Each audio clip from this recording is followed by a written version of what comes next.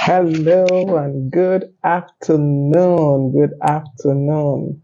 Welcome to Growth Habits with Ngozi. I'm your personal guide on the journey of growth. Wow, what a beautiful day. It's not the most sunny of days, but it's still a beautiful day. So, how is it where you are? Let me know how it is where you are. Are you having a sunny day? Are you having a rainy day? How is it where you are? I'm coming to you live from the beautiful city of Port Harcourt in Rivers State, Nigeria. Glad to have you here once again. As I say, this is Growth Habits with Ngozi. I am your personal guide on the journey of growth. I take you by the hand and we go on the journey together. I don't just lead you on the journey of growth. No, I walk the walk with you. We learn together, we grow together. So we started this series 2 sessions back on ethics because basically, I noticed that it is something that many of us misunderstand. Even myself, I misunderstood it for a while. We tend to associate ethics with morals, and it's not always the same. It doesn't always mean the same thing. Yes. So please let me know if you can hear me. Let me know if you can hear me, please. As you join, let me know that you can hear me. I need to know that I am audible and that I'm not talking to myself. Yes. So as I was saying, ethics is something that many of us misunderstand because we associate it with morals. And ethics is much more than morals. It's not just morals. Yet, yes, aspects of our morals are included in our ethics, but it's more than just morals. Ethics includes the way we think, the way we reason, but it also means our way. How do I put it? There's a word I'm trying to think of, but basically how we behave. Is basically our understanding of right and wrong. That is what makes up our ethics. And in our first session, that was session 41. Okay, I think I just want to confirm. Give me a minute. Let me confirm that I am being heard. Let me just check. That is loud and clear. All right, so it's loud and clear. Yes. So, as I was saying, ethics is not just morals. It's derived from the Greek word ethos, and it means a way of living. And in that first session, we studied this. We looked at ethics. We looked at it being a way of living. We looked at it being our moral judgments. We looked at it being our understanding of what is right and what is wrong, what is just and what is unjust. And we said that is a way of, looking at our values and being able to defend those values, our principles, and our purpose, the purpose for which we believe we're on this earth. It's about finding out who we are and staying true to who we are. In the face of temptations, in the face of challenges, in the face of uncertainty, finding out who we are and staying true to that person that we are, even when there are temptations, even when there are challenges, even when there's uncertainty. That was in our first session. Welcome, Chinwe. Glad to have you here with me this afternoon. I'm glad you joined me. How is Lagos? I trust everything is good. Okay, so that was our first session. And in talking about ethics, that first session, we told us that there are some basic principles of ethics that apply right across all the other divisions of ethics. Whether we are talking about personal ethics, business ethics, professional ethics, workplace ethics, social ethics, whatever aspect of ethics we will be talking about, these basic principles will find their way in it. And those were integrity, respect of persons, personal accountability, fairness, and responsibility. We will find these intertwined in whatever aspect of ethics we're talking about. But of course, by the time we go down to like personal ethics, professional ethics, we'll add one or two other things to it. But you will find that these basic principles are contained right in there. They're mixed in to some extent. Okay, so last week we talked about personal ethics, because I believe that you can't talk about professional, you can't talk about workplace, you can't talk about business ethics if you don't understand and know your own personal ethics. If you have not set up your personal ethical statements, if you have not understood what you truly believe in, if you have not truly understood who you are, you can't stay true to that in every other thing that you do. So last week we talked about personal ethics, and we said that that refers to the ethics that a person identifies with in respect to people and situations that they deal with in their everyday life. That is your personal ethics. What are those things that you believe that assist you in making decisions, in life decisions, in daily life decisions? What are those things that you believe in? What are those principles that you hold on to? What are they? They make up your personal ethics, and they also influence all the other ethics we are going to talk about. Because like I said, if you don't identify your personal ethics, if you don't understand who you are and what you're willing to stand for, when you're in business or where you're working, you will not be able to, what will you stand for? What will you really be able to defend, because you've not understood yourself. So, and in talking about personal ethics, we brought out a few things, some principles that relate or that you can take up as your personal ethics. We talked about honesty, and honesty being honest. Sometimes we like to think that, we can be honest in some situations and not in others. If you take up honesty as your own personal ethics, if it makes up your personal ethical statement, it means that you're honest in all things at all times, irrespective of whether it's going to favor you at that moment or not. You are just honest, and people know you as an honest person. It's not enough to say, oh, I'm honest. People have to be able to say, this person is honest, even in your absence. I gave us an example of something that happened, where I used to work. Okay, another principle is loyalty. Can people depend on you? Can people rely on you? That is what loyalty is all about. And if this is a principle you decide to take up for yourself, it means that you have to be dependable no matter what. No matter what. Even when it hurts. Sometimes you make promises to people and maybe time is running short or something, and you just, because one of your personal ethics is loyalty, you go the extra mile to ensure you meet up with those things that you promised. Loyalty. We also talked about integrity. Integrity is more than just being honest. Really, it's not just about being honest. It's about being true in all things. Being true in all things. Integrity. And we also talked about respect of persons, and respecting people for people. Not be looking at people as, some are lower than. No, every human being is a human being. Seeing people as human beings first, and respecting them as human beings first. Then we talked about selflessness and responsibility. Selflessness, yes, that one is something that is easy for people to take advantage of. If you take up the principle of selflessness and you begin to deal with people without really considering yourself too much, the tendency, yes, is for people to take advantage of that. Truly.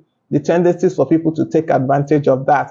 But if that is a principle you have taken up as one of your personal ethics, it means that you're willing, in most cases, almost all the time, to put others ahead of yourself. But the caveat there is to ensure that you're not overstretching yourself, to ensure that you're not doing yourself harm in the name of being selfless. Okay. And then finally, responsibility. Taking responsibility for our actions, our words, our deeds, all of them. Take responsibility.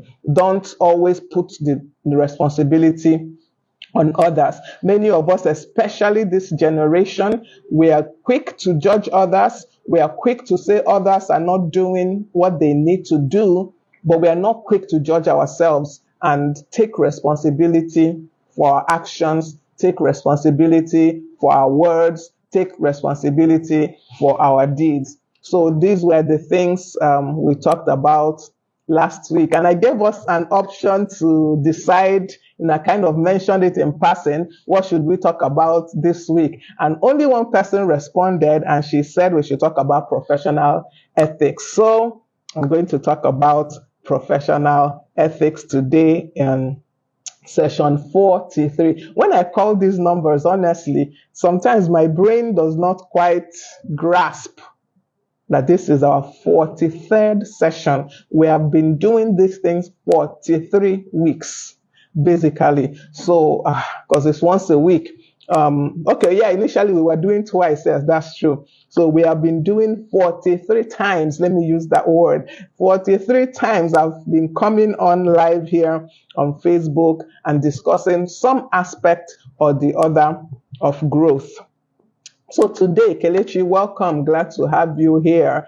Thank you for joining me. Please, if you join me, just let me know that you're here, because, it doesn't show me everyone. It's only some people that it pops up their names and I will know that they have joined. So if you join me, just say hello or something so that I can recognize you and welcome you and thank you for joining me. And those that will also watch this on the replay, because I've discovered a lot of people watch the replays, a lot of people. I've had people that I didn't even know were on Facebook come and meet me and say, oh, something, mention something that I said. Somebody came to me, I think it was last week, yes, and told me that, oh, you don't know, but you encouraged me and I started a business. I'm like, I've not spoken to you in months. How did I do that? And she mentioned that when we talked about business growth, one of the sessions, I said something that stuck with her and she went ahead, followed her heart, and she started a business and she's enjoying it. So I am so, when I hear such things, my heart just does a double take. I'm so glad and I'm so happy that people are getting value from these short discussions that we have right here on Facebook. Also remember that once these sessions are over, I post these videos on our YouTube page. So you can also refer people in case someone missed it and they're not a Facebook person, because some people are not Facebook. They're not interested in Facebook. Refer them to the YouTube channel. They can watch all the videos, the shorts, the full sessions that we hold. They can watch them on YouTube. Okay, yes, good afternoon, Kelechi. Thank you for joining me. So today we are talking about professional ethics. And one thing I mentioned, I think it was last week or the week before, that professional ethics actually vary because it depends on the profession. For example, the professional ethics expected of an accountant, some aspects of it will be different from what is expected from like a doctor. They are not doing the same kind of work. So that is why these professions have professional code of conduct, which spells out the ethical behavior that's expected of you as a member of that profession. Having said that, there's also some general expectations of you as a professional. And those are the things I'm going to deal with today. I can't go into the specifics because there are so many different professions and each of them basically have their own different ethics and codes of conduct that they insist that their members should practice. Okay, so professional ethics are basically the principles that govern the behavior of a person or a group in a business environment, in a professional environment. Simply put, That is what this means. It's just basic rules that guides how you act towards other people in your profession or as you exercise your professional duties. That is what professional ethics generally means. But remember, like I said, if you don't have any personal ethics at all, many a times it's difficult to now align to professional ethics because you are not used to those rules or those regulations. And also, there are times that your personal ethics will clash with your professional ethics. There are times it happens. The choice is now yours, truly. It's now up to you whether to follow your personal ethics or to drop your personal ethics and follow the professional ethics. And truly, there's no hard and fast rule. We're advised most times to keep to our professional ethics. We're advised to, put our professional ethics above our professional ethics. But if whatever is required of you as a profession is not something that is terribly bad, I mean, you can find a way. Truly, times there you can possibly find a way. I gave the example when I was doing the introduction. I'm an accountant. I read accountancy. I've worked as an accountant for years, and there's an aspect of accounting that nothing is wrong with it. Truly, absolutely nothing is wrong with it. It's legal, it's everything, but the practice of it doesn't quite agree with my personal ethics. And because of that, I've never gotten involved in that aspect of accounting. People, quite lucrative, truly quite lucrative. And people have all called me several, oh, Ngozi, come and join me in. And something about it doesn't, I think it's the way people practice it. Probably, it just doesn't align with my own personal ethics. And I have chosen to forego whatever, the money, the whatever that is involved in that aspect of accounting and stay with the one that agrees with my personal ethics. Because one of my personal ethics is honesty. I believe I have to be honest. And in that aspect of accounting, there's an element of not being quite honest. It's not that they are lying outright, but you amend figures, adjust things to fit. For me, it can't work. So I do not get involved in that aspect of accounting. So you can see where in that situation, my personal and my professional ethics clashed, and I chose my personal ethics and I stuck with it. That is one thing about ethics. Once you imbibe them, you do need to stick with them. Nikki, Yvonne, welcome. I'm glad to have you here. Good afternoon. Okay, so I've given us a general idea of what professional ethics are. Now I'm going to talk about some principles that guide professional ethics. They're general principles. As I said from the beginning, I will not be able to give specifics because each profession really is different. There are some principles that would work in this profession and wouldn't work in the other, but there are also some general ones that, yes, every profession has it in their code of conduct. Okay, the first one, once again, is integrity. In fact, in just about every code of conduct for every profession I checked, integrity is there. I did not find any. I couldn't have gone through all the professions in the world, but I tried to do a search of a few known professions and their code of ethics, code of conduct. And in each and every one of them, integrity was there. So it actually now baffles me why we have so many people who don't practice integrity, who are not men and women of integrity. Because personally, it is a principle of ethics. Professionally, it is ingrained in the code of conduct of just about every profession. And yet, we don't have people of integrity. So, honestly, I don't know. Integrity, yes. Upholding honesty, truthfulness in professional dealings. in professional dealings, even when faced with difficult decisions. Integrity, upholding honesty and truthfulness. Good afternoon, Chinere. Welcome. Glad that you joined me this afternoon. Yes, upholding honesty and truthfulness in professional dealings, even when faced with difficult decisions. In just about every profession I checked their code of conduct, integrity was there. I now wonder why we have people practicing in these professions and they are not being people of integrity. Most times it's because they don't have personal ethics. Most times it's because those people don't have a code of personal ethics. They've not defined their personal ethical stand.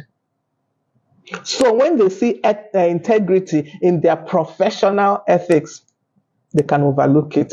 They can, treat it anyhow. So we see the importance of having personal ethics. All right. The second principle that I noticed that cut across just about every profession's code of conduct is confidentiality. Confidentiality, maintaining the privacy and confidentiality of sensitive information that has been entrusted to you, either by your client or your colleagues or whoever. Maintaining the privacy and confidentiality of information, especially sensitive one that you came across because of your work. That means you should not begin to discuss your client's business. Of course, there are some general things about your client you can discuss, but you shouldn't discuss sensitive information that your client gives you. It doesn't matter the profession. You can see that this cuts across whether you're an accountant, whether you're a lawyer, whether you're a doctor, whoever. But we know, like doctors and lawyers, they're the people that really emphasize this confidentiality. Because a lawyer will tell you client privileges. They cannot tell you what they discussed with their client. A doctor will not share the medical history of their patient with anyone else. But you know that, once again, if you yourself personally have loose lips, it's difficult to keep the confidentiality of your client. But this is an expected principle in several professions, even in accountancy. Confidentiality. You're not supposed to share that. Maybe looking through your client's books, you notice that it looks like this company is going to, is not being well run. You're not supposed to leak that information out. You're not supposed to let it out. Confidentiality requires, the principle of confidentiality requires that you keep that information. Of course, you will discuss with your client, you will share with them, you will give them solution, but you are not meant to share that information to anyone else. Confidentiality, keeping the sensitive information entrusted to you. Entrusted to you. You keep it. You maintain it. You don't let it out. You don't share it with others. That's confidentiality. Professional ethics is what we are talking about this afternoon. And I said I looked through a couple of professional code of conduct, code of ethics of some professions and picked things I saw that ran across all of them. Okay, the third thing I saw was objectivity. Objectivity. This means that you provide services that are unbiased. You provide advice that's unbiased. You don't allow your personal biases to interfere. Now, this is hard. This is a hard one for many of us, but it's a principle of professional ethics. Professional conduct requires that you are objective. You don't, I'm careful to say this because it means truly that, for example, if you're working, let's assume you're working in an accounting firm, for example, I think that would be a good example to go working in an accounting firm and you need to audit a cigarette company. And personally, you don't believe in smoking. Now, as an accountant, you should be able to audit that account without allowing your personal bias to affect the work that you are doing. Now, this is not the same as maybe because, it's not that you now decide that smoking is right. You have not changed your belief that smoking is wrong, but because you're working in an accounting firm and one of the clients that accounting firm has is a cigarette company, a company that manufactures cigarettes. Adeyemi Adejo, welcome. Thank you for joining me this afternoon. I'm glad that you're here. So one of the clients that your office has or your firm has is a cigarette company. You would not, because you don't believe smoking is right, you now do a shabby job. You will not. That is the principle of objectivity. You will remain objective in your dealings with that company. You will do the work the same way you would do any other work. You would not allow your personal bias to affect the quality of the work that you will do for that client. You will not. If you do, you're not being a professional. If you do, and you allow the fact that you don't believe in smoking, you don't believe smoking is right, and you allow that to make you do a shoddy job, a poor job for that cigarette manufacturing company that happens to be the client of the business where you work, then you're not being a professional. But that does not mean that you still, because of that, you no longer believe that smoking is bad. No. I hope I made that point clear. So objectivity, you have to provide unbiased service. You have to provide fair service, fair advice. For going back to the cigarette manufacturing company, if you notice some problems in their business systems, you will not, because you don't believe in smoking, you will not advise them right, professionally. No, you will advise them properly. Or you're a doctor and you don't believe in premarital sex, for example, and a young lady presents herself in your clinic and she has, let's say, HIV, which we know is caught by having sexual intercourse. You will not treat her any differently than you would treat the person that walked into your clinic with malaria. The fact that you don't believe in premarital sex should not color the way you treat her as a doctor. As a doctor. So, objectivity, provide unbiased, fair services to everyone. That is what makes you a professional. That is what makes you a professional. If maybe you feel so bad or so strongly, then don't take that job up. Don't take up that job of the cigarette firm.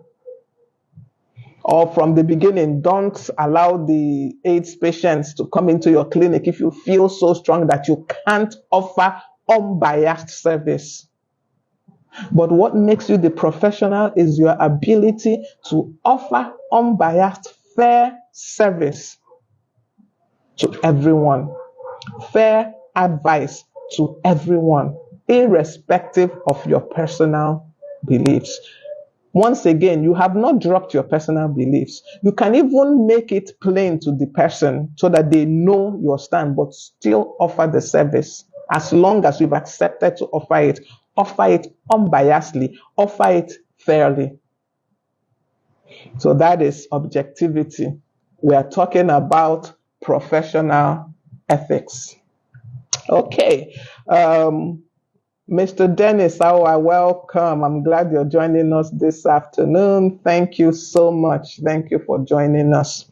Okay, so I've talked about integrity as a principle of professional ethics. I've talked about confidentiality. I've talked about objectivity.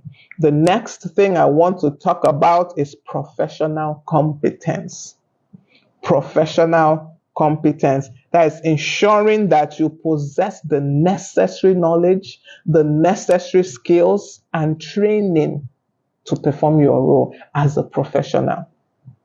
So it's not just that you know knowledge. You have to ensure that as a professional, you possess the necessary knowledge, you possess the necessary skills, and you possess the necessary training that is needed to perform your role. Yes, Mr. Dennis, providing fair and unbiased services is a great habit. We must imbibe it to be true professionals.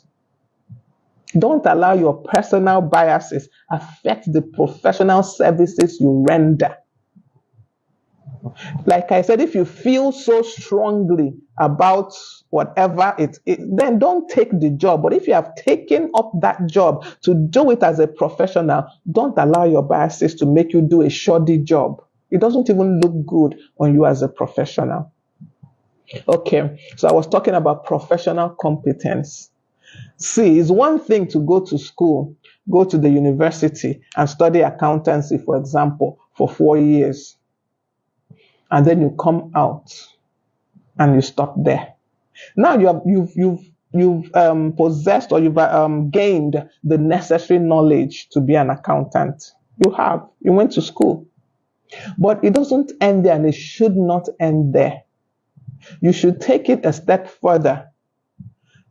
Practice, do the work, do the trainings, write the professional exams, write ICANN, become a chartered accountant, attend the mandatory and non-mandatory trainings.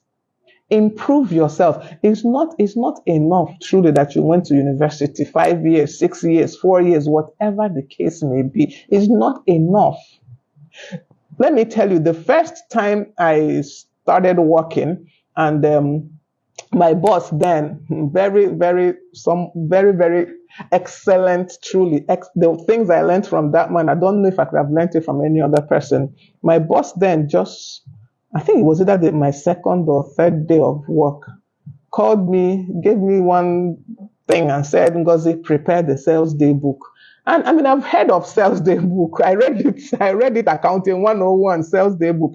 But this thing he's giving me does not look like what I saw when I was in school. It didn't look like what I saw in Frank Wood book 1, for those of us accountants who will understand.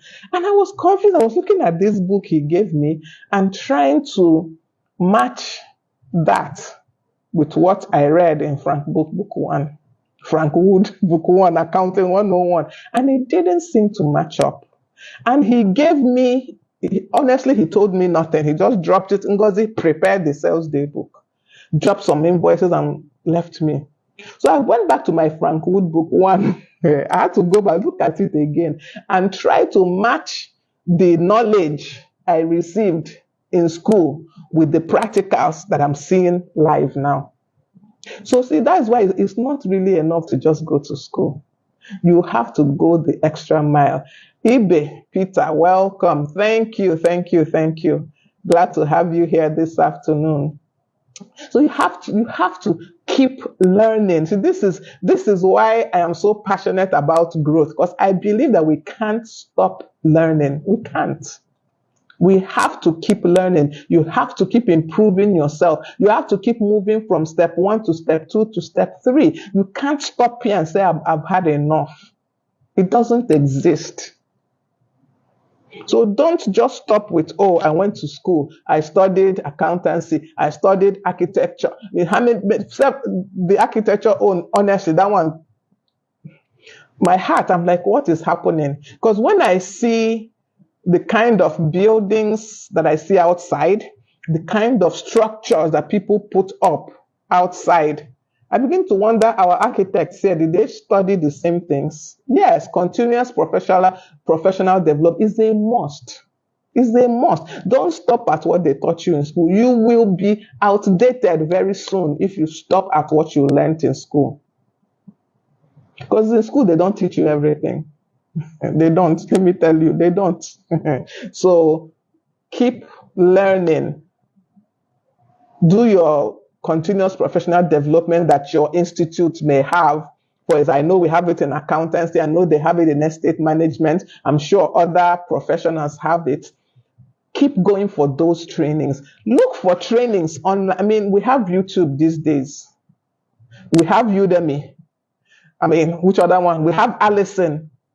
We have Coursera. Go and read up. Go and learn. Don't hold on to, I went to school. It's not enough. It's not enough. You will not be a true professional with just the knowledge you got from going to school. So professional competence is key. It is a principle of professional ethics. It cuts across every profession. I checked several professional code of conduct. It is there.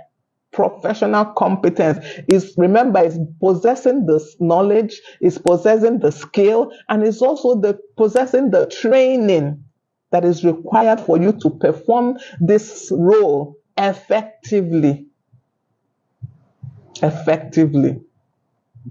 Okay. If I stay on this professional competence, I don't know. So let me move on. The next principle of ethics that I saw in most professional code of conduct is professional responsibility. We talked about personal responsibility when we talked of personal ethics. Professional responsibility. One, it means acknowledging and then fulfilling your responsibilities to your clients, to your employers or whatever, and prioritizing their best interest. It's not when something goes wrong, you blame the client. Because as a professional, it's assumed that not only do you know what you're doing, but you also, to an extent, can look a little bit ahead. That is what sets you apart from your client. Your ability to look a little bit ahead and foresee some situations or some circumstances. So when things go wrong, you should take responsibility. You are the professional in the matter, not your client.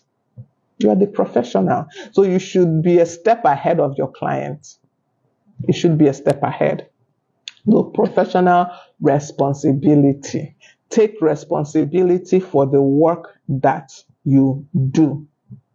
Take responsibility for that work and prioritize the best interests of your client. Prioritize the best interest of your client. Don't always look for how you can gain in that transaction. Prioritize your client's best interest. What I have found truly, when you prioritize your client's best interest, you actually gain more. Because one, you will definitely do a good job. For sure, you will do a good job. And when you do a good job, the client will not only praise you, but will recommend you. No excuses. Which excuse do you want to give? What excuse do you want to give?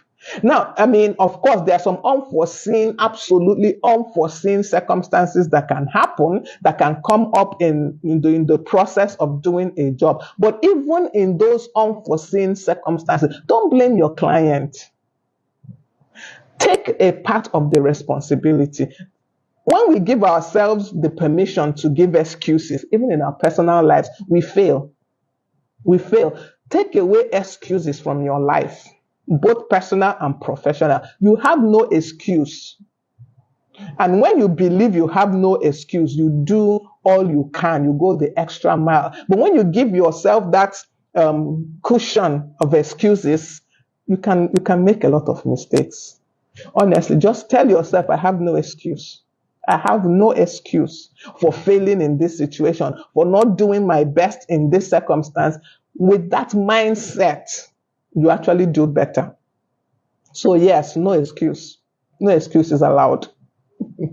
Yes, I have a mentor that her keyword is no excuses allowed. You can't give her an excuse why you did not read the book of the month. You can't tell you're busy, which she will ask you, did you eat? Did you sleep? In this period that over busy was killing you, did you eat? Did you sleep? Did you discuss with your family? Did you stay with your husband? If you did all these things, you had time. You had time to read the book. So no excuses allowed. Uzo Koli, welcome. Welcome. I'm glad you joined us this afternoon. Yes, we're talking about professional ethics. I've talked about integrity, confidentiality, objectivity, professional competence, and I just finished talking about professional responsibility. And the next thing I'm going to talk about goes hand in hand with that professional responsibility, and is accountability. Holding yourself accountable as a professional for your actions. Holding yourself accountable as a professional for your actions, for the decisions you made. You don't have to, don't, like I said, don't give excuses. Don't even give yourself the room for the excuses. Take responsibility. Hold yourself accountable as a professional. So what this does to you is that at the planning stage of that work, of that job, you apply extra care in the planning, and you give yourself room to think a little bit ahead, like I said, because you have told yourself there will be no excuses. You give yourself the permission to think a little bit ahead. What could go wrong? If this goes wrong, what can I do? And before you know it, you have almost a plan that's almost foolproof. Of course, we know nothing can ever be completely foolproof, but it will be clear even to the blind that you've covered as much of the basis as it was possible for you to cover. When things still go wrong, even your client will know. They will have no basis to blame you. But when you give yourself permission to have excuses, you will not even think ahead. You will not. You will not. You will just do the basic fast plan. Let me just put this together, and you release it like that. So, professional responsibility and accountability, they go together. They work hand in hand. The next principle of professional ethics that cuts across just about every profession that exists is legal compliance. Adhering to the laws and regulations of your profession and of your nation.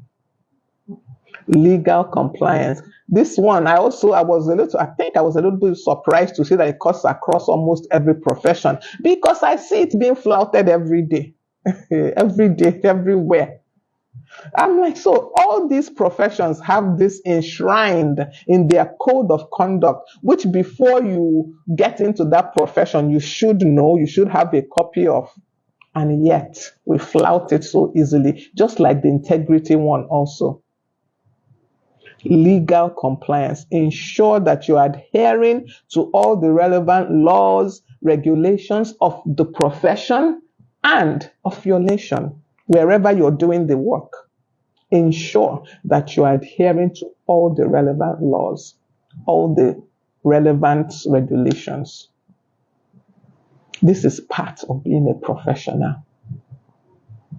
Flouting the laws, looking for loopholes, that doesn't make you professional. That makes, okay, let me reserve that word. That does not make you a professional. It doesn't. That you're able to, every loophole in the law, you find it. And you wind up breaking the law in order to maybe make your job easier.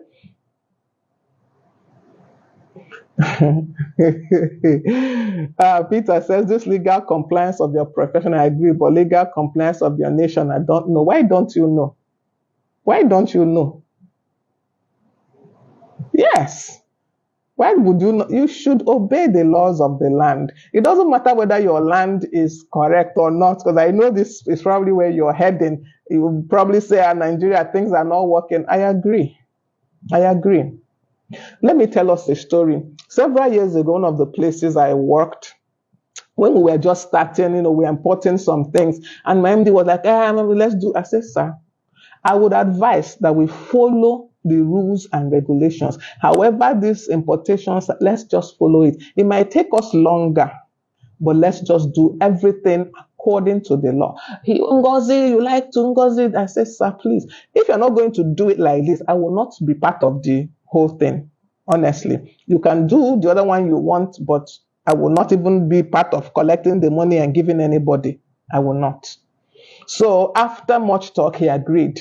And we did the right thing. We got the Form M's, we did all the processing. It took longer, we spent money, I agree, but we did it. He was doing it and basically crying for me, but we did it.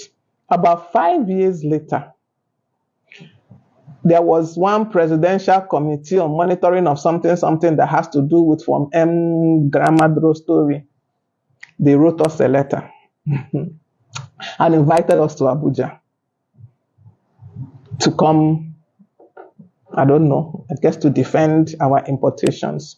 So when immediately my MD saw this, Ngozi, you see, Nigeria is not a place to do the right thing. Oh, presidential committee, blah, blah, blah. Now we have to access and no problem. Let's go to the Abuja.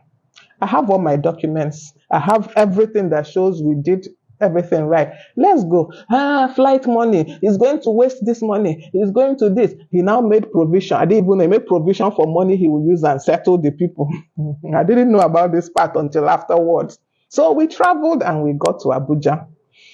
When we got, other people were, on their own turn. They finished. They called our company. We went up. So your so-and-so company, you did so-and-so importation, blah, blah, blah, blah. Well, I brought out all our documents. All the way, every single thing, I brought out all our documents, passed to the president of the presidential committee.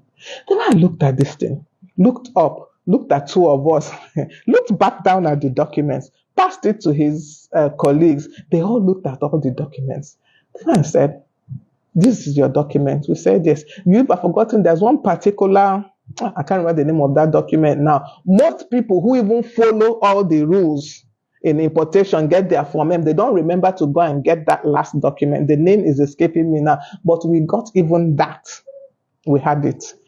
The man said, next thing he did as the president of the monitoring, he said, why are you here then? If every businessman in Nigeria behaves like you, we will not have reason for setting up all these committees. I said, sir, you sent us a letter. He looked at the letter and said, this must be in error because you did everything right. That was how they dismissed us. As we were going out, that was when my MD was like, hey, Ngozi, do you know I kept how many millions? I've already gone, borrowed money, kept how many millions that I used and settled. I said, sir, what you have to do, just pay that million into my account. Just pay it into my account because I've saved you this money. If not that you listened to me 5 years ago, 5 years, by now, you would have spent those millions. So yes, legal compliance, both of the profession and of the nation, is very, very important. It also says you are responsible for your actions and omissions in law. Yes.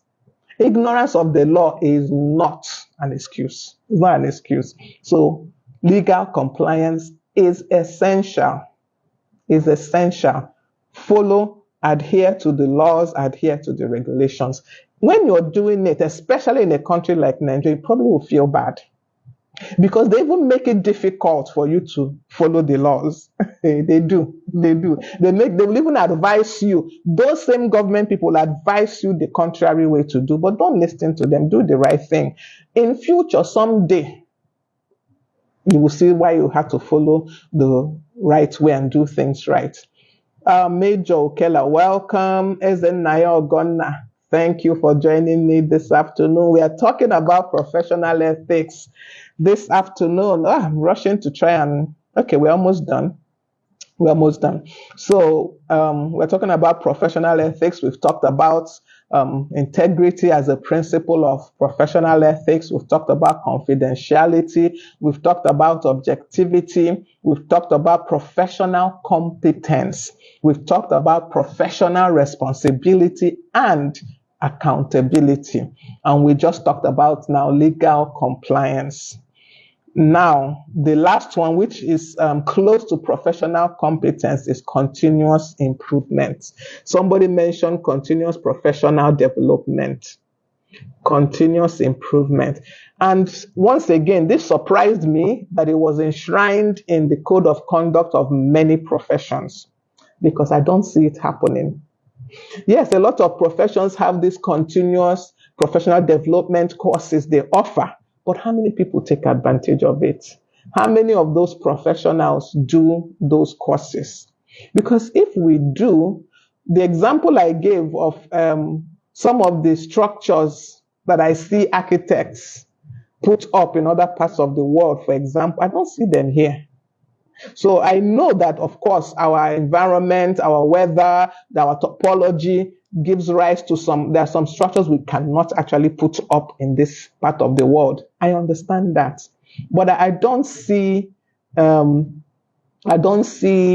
even the thought of doing some of those things. I think it's because many of us, we lack continuous improvement. We're not committed to improving regularly. We are not. If we even manage to do the compulsory one that our institute says, we stop there. We don't go any further. Okay, Dennis Our says legal compliance is very important, but the nature of lawlessness being exhibited in our society, how do we reconcile this? Like I said, it's difficult, especially in this part of the world. It is difficult. I agree, but it is doable.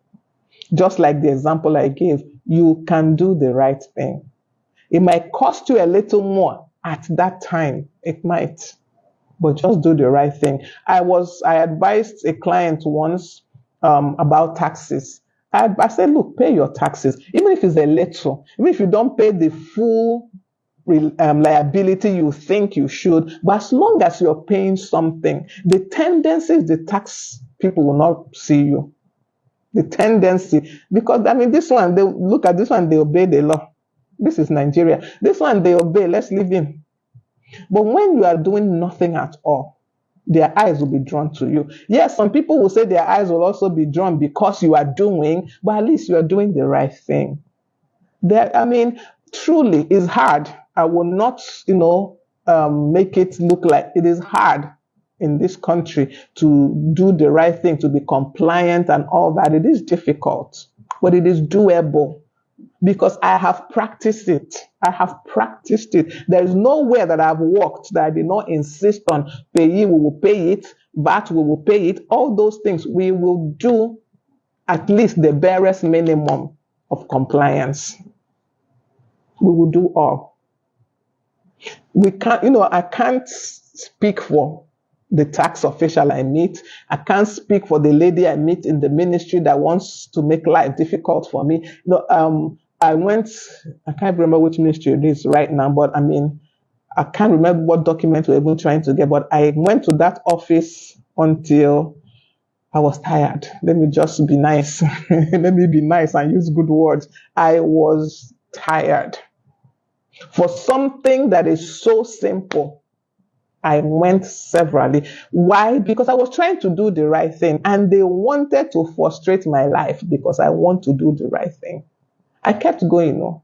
I kept going. I will go today, they will frustrate me. The person will say I'm coming and take off. Hours later, she has not come back to her table. No problem. Tomorrow I land. Tomorrow I am back on your table. After a while, but the lady was even like, who are you? Where are you from? Who are you? And where are you from? I said, my name is Ungozi. I told her the company name. What do you want? I thought I had worn her out. So I didn't allow her to wear me out. I wore her out with my persistence. She was like, but there's a way. I said, I know there's a way. I don't want that way. I want the real way, the right way. That's the one I want. And I finally got it. So it's not easy. It really isn't. Like I said, even those officials will try to get you to take the easy route. Don't take it. One of the signs of a true professional is truly that you do the right things. It is. Okay. So I just talked about continuous improvement. We have to keep learning. Stay up to date with the best practices in your profession. Stay up to date with the emerging trends. It's so much easier now because we have the internet. You can Google anything. You can go on YouTube and find out Anything. Yes, I'm my father's daughter. He's allergic to nonsense. You know my father. Truly. Yes. Definitely. He's allergic to nonsense. He's very right. So we need to keep improving. We need to stay up to date with the best practices. People say accounting is, the same. It's not really. There are so many changes in accounting. Yes, there are the basics that remain the same that have not changed, but there are a lot of improvements in accounting. And if you don't look for them, you won't find them. You might be hearing them in passing. So we need to take the extra step and ensure that we are up to date with best practices, that we are up to date with emerging trends, not even the ones that are still coming up. Be up to date with those things. Follow, join some groups, join some communities. Be up to date. Be up to date. That is continuous improvement as a principle of professional ethics. Okay, so I think I will call it a day here. I will end this discussion here.